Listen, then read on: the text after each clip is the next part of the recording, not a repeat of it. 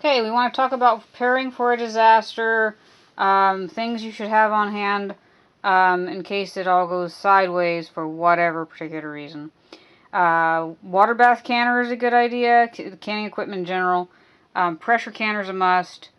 Be of mind that if it has gone really bad south and there's no power, then you might want to have a propane stove on which to do your canning.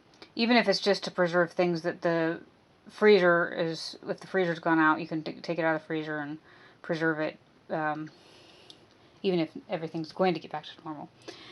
Make sure you have regular mouth lids, wide mouth lids, and rings. Regular mouth and wide mouth quarts and pints.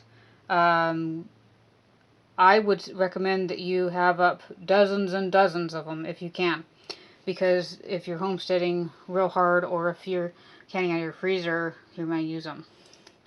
Food storage. Home can as much as you can.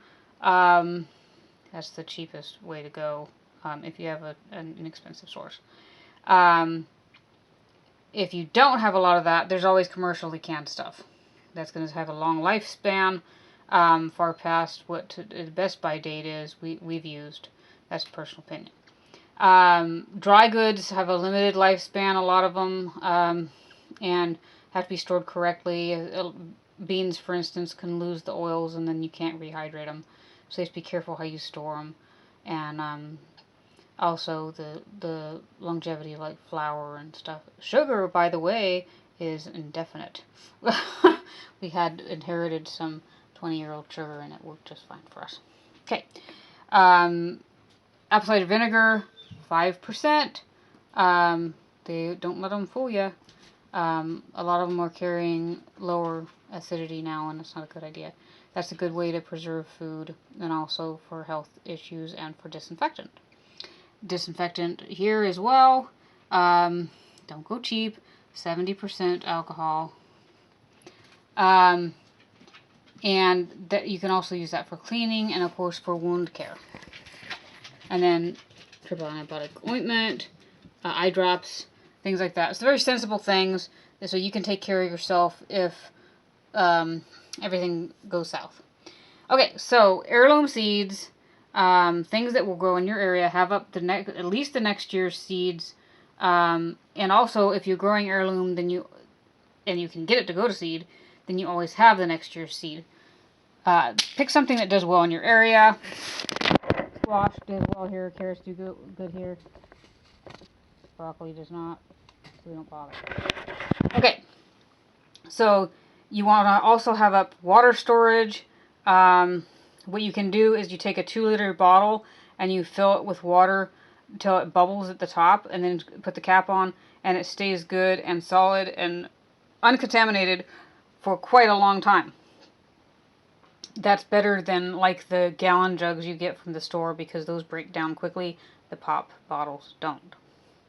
Store it in a cold, dark place so you're not exposing to light and whatever.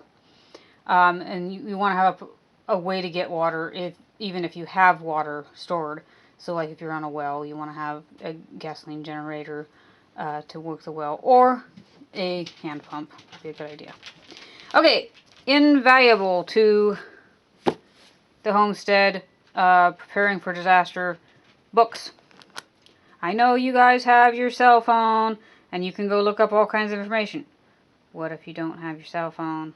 What if the cell phone doesn't work? So good old-fashioned books. Book on canning, even if you know how to can. This is an excellent book. Dad made a good use of that with mice. Books on your chosen livestock that you may have even in the future, because people will be selling or giving away if a disaster is bad enough. But they are anyway. But okay, so you want to know how to take care of the animal with or without veterinary care. So make sure that the good book is going to have care and then a little bit of vet work in it. Stuff like field guides. This one's good for knowing what kind of animals are around, but more importantly are guides to things like herbs, and things that are edible in your area.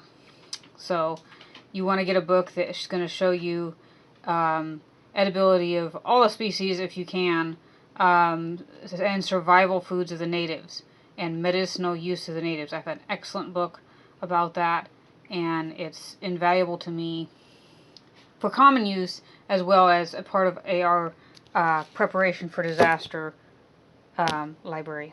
So if you don't have one, start building it today, because it's invaluable to know how to do things when you need to know.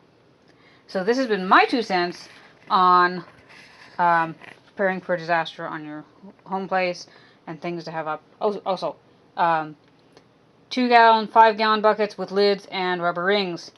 You can use it for food storage, keeping things dry, etc., etc., chores, whatever. You need a whole big bunch of those. Always useful. Okay, so happy preparing, and remember that above all, trust the Lord, but that doesn't mean don't do some preparing. We trust the Lord 100%, but He also, like with Joseph in the Bible, they did stock up and prepare for the bad years after the good. So also, if you have cash, don't just rely on your credit cards and your debit cards. Have cash on hand. Small bills are better. We don't typically have any, but just a do what I say, not what I do moment.